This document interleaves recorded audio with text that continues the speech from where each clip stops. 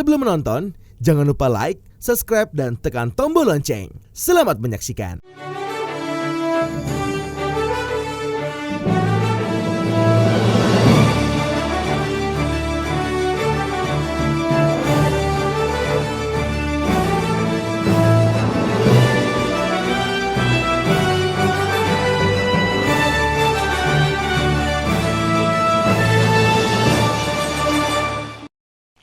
Halo pemirsa, sahabat Eljon dan pageant lovers, kembali lagi di Virtual Quarantine Putri Pariwisata Indonesia 2022 sesi kedua bersama saya Celia Ivanka, Putri Pariwisata Nusantara 2022. Wow, luar biasa sekali karena all the finalists Putri Pariwisata Indonesia 2022 sudah melewati sesi bersama dengan Dedi Joni. Dan saat ini akan memasuki sesi kedua bersama dengan narasumber yang hebat tentunya. Tetapi sebelum itu, akan Celia persilakan dulu untuk all the finalists untuk memperkenalkan diri. Silakan.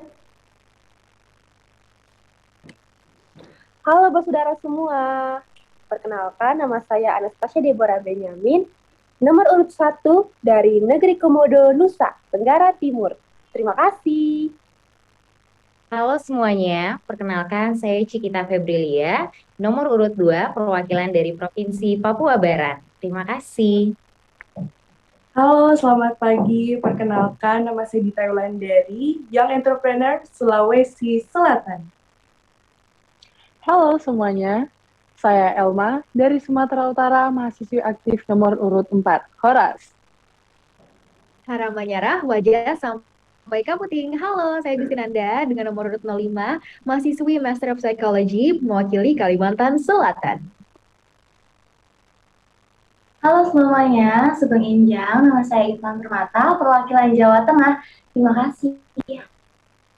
Halo semuanya, perkenalkan nama saya Irene Natalia, Government Officer dan mahasiswa manajemen perwakilan DKI Jakarta 4.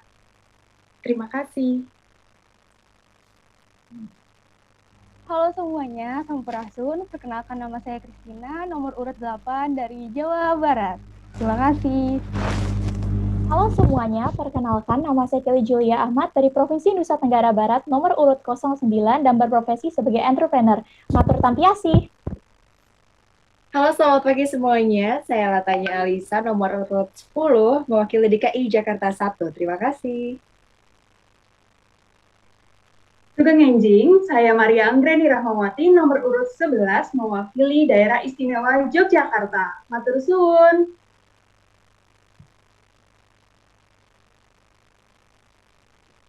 Halo, selamat pagi semuanya. Nama saya Olivia Watmasari, nomor urut 13, mewakili Provinsi Bengkulu. Terima kasih. Halo, selamat pagi semuanya. Perkenalkan, nama saya Putri Vandia Salsabila, nomor urut 14, dengan bangga membawakan perwakilan Banten. Terima kasih.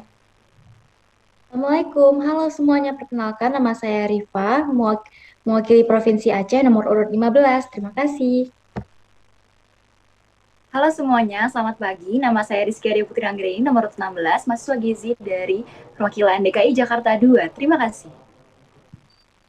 Halo, selamat pagi. Perkenalkan, saya Ros Ananda Mutiara Kansil, nomor urut 17, mahasiswi dari DKI Jakarta 6. Terima kasih. Halo semuanya, perkenalkan nama saya Saida Zuana Latukunsina, nomor urut 18, mahasiswi mewakili Maluku Utara. Terima kasih. Tabe, perkenalkan nama saya Sarizalmi Juni Azara, mahasiswi nomor urut 19 mewakili Provinsi Sulawesi Barat. Terima kasih. Abi pun, halo semuanya, perkenalkan saya Syilsa Finanta Azani dengan nomor urut 20 perwakilan dari Provinsi Lampung. Terima kasih. Hai semuanya, perkenalkan saya Stefani Berliana, pengusaha muda dari Jawa Timur. Terima kasih. Om Swastiastu. Good afternoon, everyone. My name is Tanya. Number 22, I am 25 years old and a medical doctor, proudly representing Bali.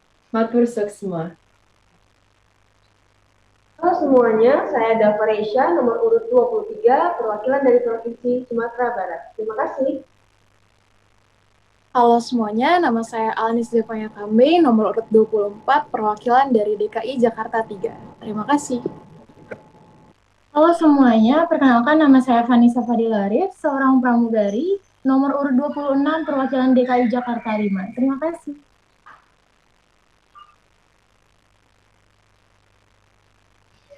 Selamat pagi semuanya.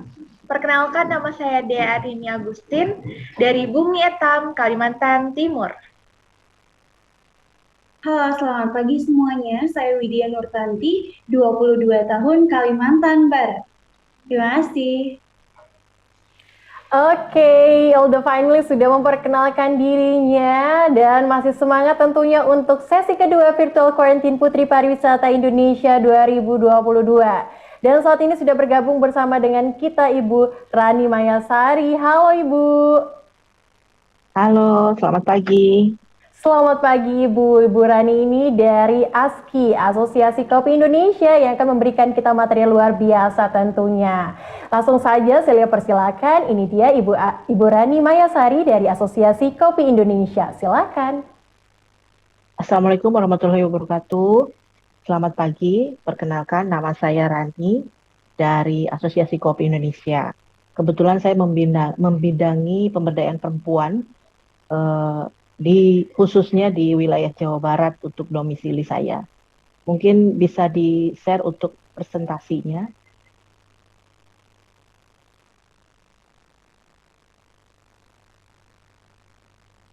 Pada kesempatan yang baik ini, saya ingin memperkenalkan tentang apa itu wisata edukasi kopi berkelanjutan.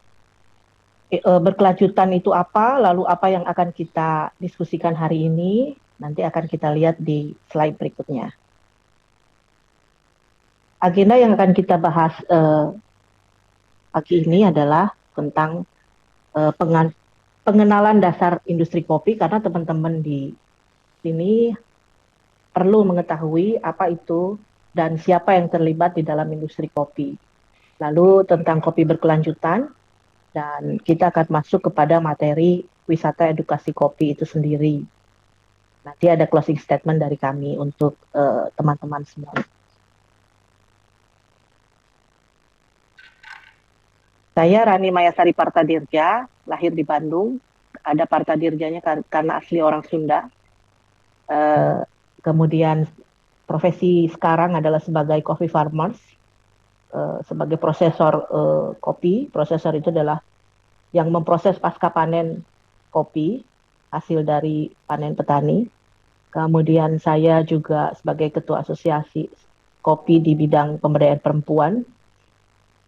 Dan saya owner dari Java Halu Kopi. Java Halu Kopi ini produknya adalah plant dan plantation, juga prosesor, dan kami eksportir kopi. Kemudian mulai dari 2014, kami masuk ke industri kopi dari hilir dulu, yaitu membuka Yellow Black Specialty Coffee and Tea.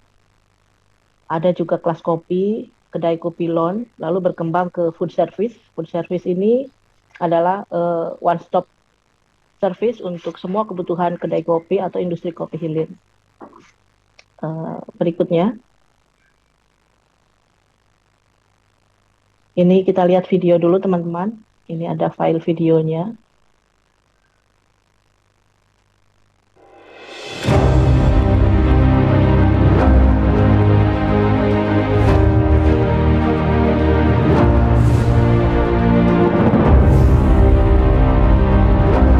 Java Halu Kopi itu kan sebenarnya ini adalah satu perusahaan ya, yang dia mengolah hasil panen kopi yang traceability-nya jelas. Kopinya varietas apa, ditanam di ketinggian berapa, di gunung apa, lalu diproses oleh seorang prosesor yang lacak balik di prosesnya pun jelas, di mana dia memproses kopinya itu dengan metode natural kah, honey kah, atau wash kah. Kemudian proses sortingnya seperti apa. Kami memproses kopi untuk specialty grade.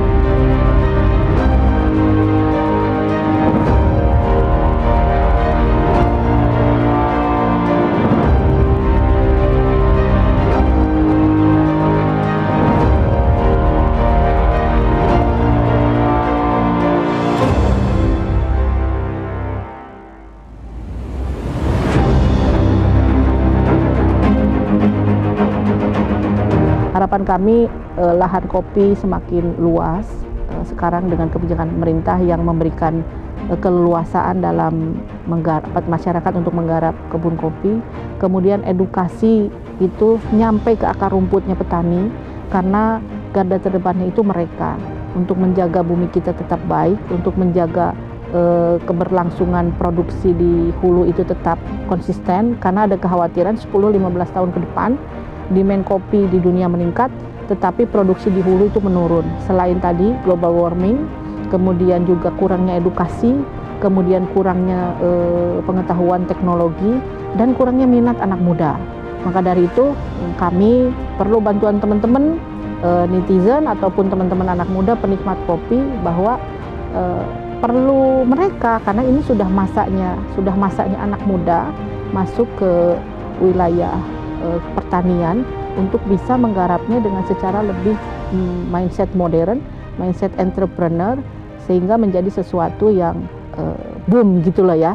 Karena kami yang milenial ke arah kolonial ini sudah waktunya untuk bisa mentransfer semuanya ke anak muda, dan anak muda yang pegang peran.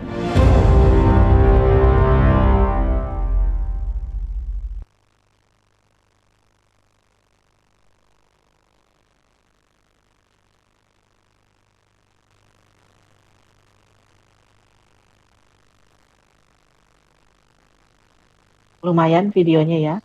Itu sedikit pengenalan tentang kopi dari hulu ke hilir.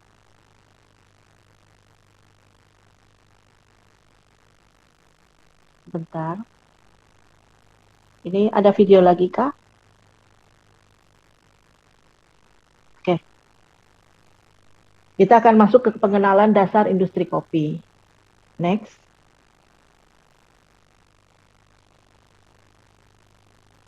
Di industri kopi itu ada rantai supply, yaitu dari hulu ke hilir.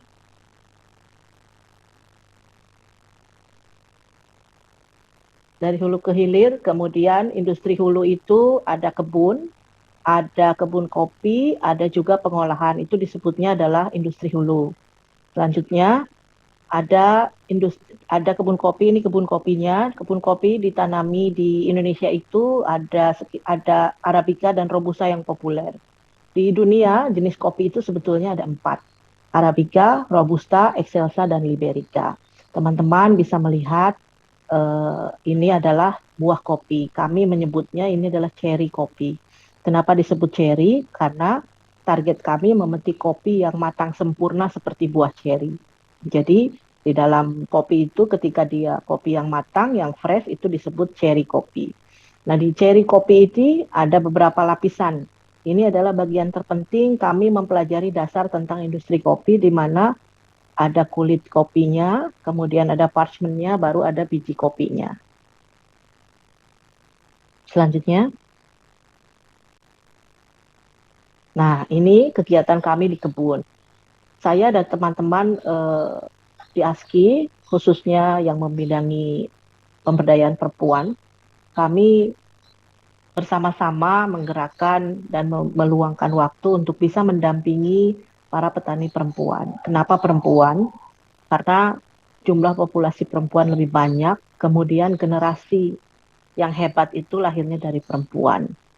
Saya memilih wilayah pedalaman Jawa Barat, yaitu di Gunung Halu, karena di sana penyumbang terbesar TKW yang dikirim ke luar negeri dari Jawa Barat. Nah, untuk mereka yang sudah tidak produktif lagi, kita bina menjadi petani perempuan supaya mereka bisa mendapatkan value di dalam kehidupannya. Jadi kami fokus Java Halu Coffee bersama ASKI membina hampir 90% anggota dari komunitas kami adalah petani kopi perempuan. Kami mendesain kebun agar friendly untuk perempuan. Kenapa disebut aman dan friendly untuk perempuan? Karena kebanyakan kebun kopi itu berada di hutan. Hutan pinus itu landscape-nya sangat terjal, landscape-nya sangat berbahaya bagi perempuan. Nah, ternyata ketika kita sudah mendesain kebun itu di halaman rumah, bisa berkebun kopi, di kebun sayur bisa berkebun kopi, itu memudahkan untuk perempuan. dan hasil buah kopinya, hasil cherry kopinya pun lebih sehat. Selanjutnya.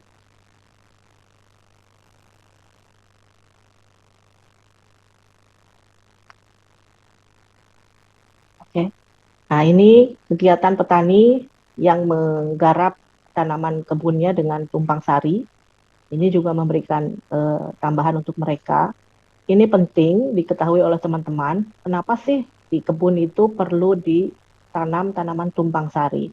Selain menambah value untuk pendapatan petani, tujuan utama adalah untuk supaya mempertahankan pohon kopi kita tetap prima. Kenapa? Mohon maaf. Kenapa? Karena Halo Ibu Rani. Iya.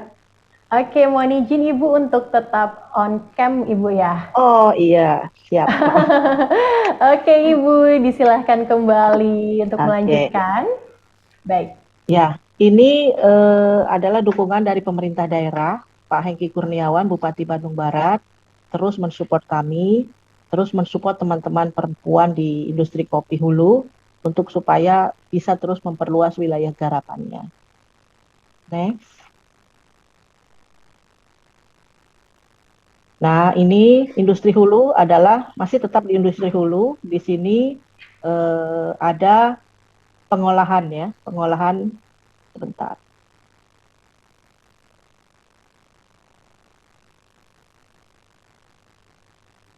Ada pengolahan hulu yang menghasilkan green bean. Green bean adalah hasil olahan dari proses hulu, yaitu di pasca panen. Next. Nah, kalau teman-teman melihat apa sih processing, bagaimana sih washing station atau tempat proses pasca panen, ini adalah area wet mill. Wet mill ini adalah tempat di mana ketika petani datang, setor kopi hasil panen, itu ada 3 waktu dalam 1 hari, itu ditimbang, lalu disortir, dibayar saat itu juga, dan dilakukan proses fermentasi di wet mill area ini. Selanjutnya akan ada area lain di slide berikutnya. Ini adalah area penjemuran atau drying. Kenapa penjemuran ini kami lakukan di atas para-para atau kita sebut African bed? Ini adalah salah satu standar di mana kopi tidak langsung menyentuh tanah agar supaya cita rasa dan kualitas kopi tetap terjaga. Seperti itu. Next, kita akan lihat area berikutnya adalah tentang kopi berkelanjutan. Mari kita lihat apa itu kopi berkelanjutan. Nah, 2015 ini ada 17 komitmen tentang berkelanjutan. Java Halu memilih ada 3 komitmen kami tentang apa itu kopi berkelanjutan atau bisnis berkelanjutan. Selanjutnya. Dari 17 ini teman-teman perlu pelajari apa saja dan teman-teman bisa memilih minimal 3 dari 17 ini tujuan utama yang akan kita usung sama-sama dalam konsep berkelanjutan yang sudah disepakati di seluruh dunia. Selanjutnya.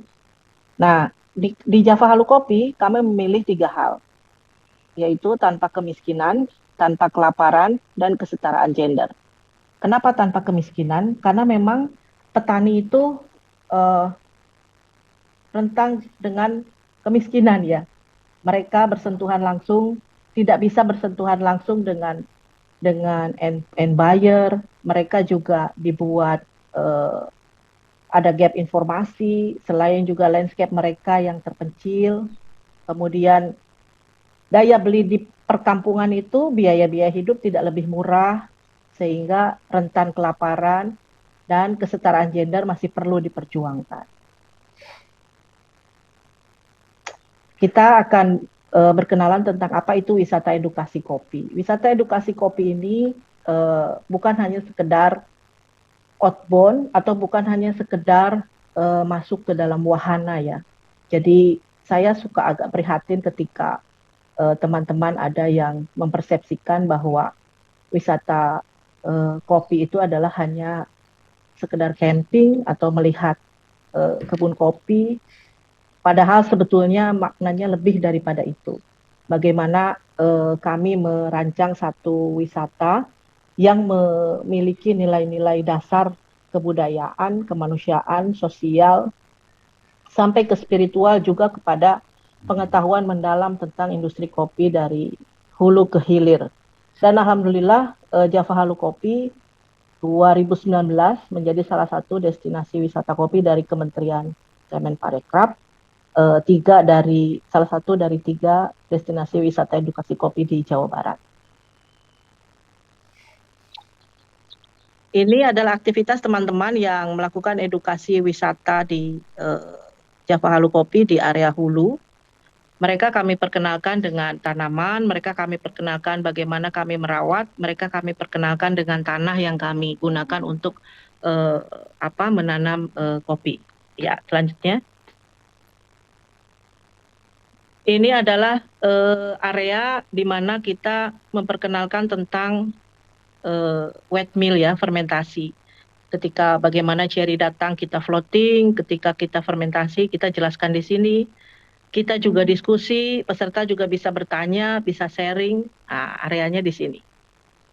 Selanjutnya, ini adalah tahapan kita memperkenalkan kepada peserta jenis buah seperti apa yang sama merah tetapi tidak berkualitas baik. Jadi tahapan sortir adalah dia sudah di floating, tetap warnanya sama merah, tetapi ada yang kualitasnya kurang baik, kita pisahkan di tahapan sorting ini. Tahapan di proses pengetahuan tentang kopi ini, mulai dari kebun sampai ke cangkir, hampir 18 tahapan. Salah satunya adalah mensortir green bean. Jadi green bean ini disortir satu persatu. Bayangkan karung-karung di belakang itu ada berapa ton, itu kita pilih satu persatu. Nah, peserta bisa merasakan bagaimana sulitnya pekerjaan di hulu yang dilakukan oleh ibu-ibu petani kopi setiap harinya.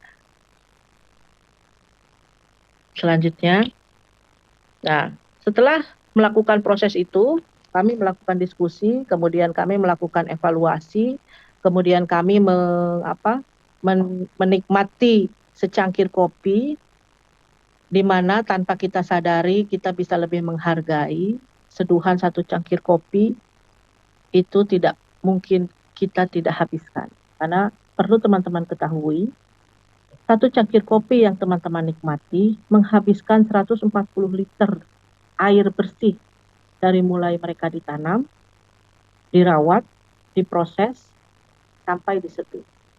Jadi di mana ketersediaan air bersih di gunung sangat sedikit, hanya 15% air bersih yang bisa sampai ke perkotaan. Saya dengar juga akhir-akhir ini pemerintah DKI sudah melarang warganya untuk menggunakan air tanah karena dampaknya sudah kita rasakan sama-sama. Ini tugas kita sama-sama untuk bisa menyadari bahwa pentingnya mengolah air secara bijak, terutama bagi industri kopi di hulu. Karena meskipun kami dekat dengan sumber air, kami harus betul-betul menghemat air agar bisa dinikmati sampai ke wilayah perkotaan. Selanjutnya, ini adalah sesi cupping. Cupping ini adalah proses di mana kami menguji cita rasa kopi. Bahasanya adalah satu bahasa di seluruh dunia, kopi cupping. Ini bahasa yang sama di seluruh negara yang dikeluarkan oleh SCA, Specialty Coffee Association, di Amerika, di mana kopi diseduh dengan air, kemudian dengan air panas, kemudian didiamkan ekstraksi selama 4 menit, lalu kita bisa cium aromanya, bisa cicipi rasanya, lalu kita bisa tulis nilainya di dalam cupping score. Nah, cupping score ini yang menentukan harga dan kualitas nilai dari kopi. Proses ini sangat penting dan terstandarisasi. Ini adalah salah satu proses memperkenalkan kopi baik skala nasional maupun internasional, di mana kopi akan menceritakan kualitasnya sendiri.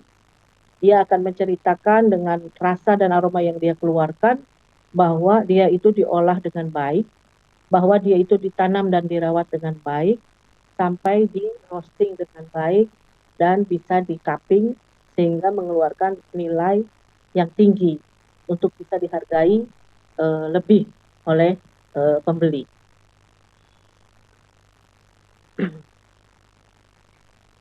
Nah, ini adalah roaster atau roasting. Salah satu rantai nilai kopi profesinya adalah roaster. Kalau teman-teman lihat, ada yang namanya roastery. Roastery itu bisnisnya, roaster itu adalah orangnya. Proses pekerjaannya adalah roasting kopi. Roasting kopi ini tidak mudah, karena proses yang begitu panjang dari mulai penanaman, pasca panen, akan hancur hanya 10-15 menit oleh seorang roaster. Jadi penting bagi teman-teman untuk bahwa seorang roaster itu adalah orang yang memahami standar prosedur roasting dan juga memahami cita rasa bagaimana dia memiliki skill untuk bisa mendevelop kopi yang dia sangrai atau yang dia. Selanjutnya, ini adalah cafe atau coffee shop, bagian dari bisnis hilir. Kalau tadi yang kita bicarakan adalah hulu, dari mulai pertanian, pasca panen hingga roaster, ini adalah ini coffee shop dengan konsep cafe dengan standar spesial. Oke, jadi closing statement dari saya, kesetaraan gender itu lebih dari sekedar tujuan. Ini adalah prasyarat untuk memenuhi tantangan pengurangan kemiskinan, mempromosikan pertanian kopi berkelanjutan, dan memperbaiki peradaban kehidupan yang lebih baik. Terima kasih untuk teman-teman. Mudah-mudahan bisa menjadi bagian daripada kopi berkelanjutan dan juga untuk keberlangsungan hidup bersama petani perempuan kopi Indonesia. Terima kasih. Baik Ibu Rani, terima kasih, materi yang sangat luar biasa dan sangat menarik sekali. Karena saat ini juga sudah banyak sekali roastery wanita, khususnya Celia juga adalah mantan roaster ini. Jadi pasti sedikit tahu tentang kopi dan juga ngerosting itu adalah hal yang seru dan menarik tentunya. Oke pemirsa dan sahabat Eljon dan pageant lovers semuanya, tetap saksikan terus Virtual Quarantine Putri Pariwisata Indonesia 2022 Rethinking Tourism hanya di Eljon TV.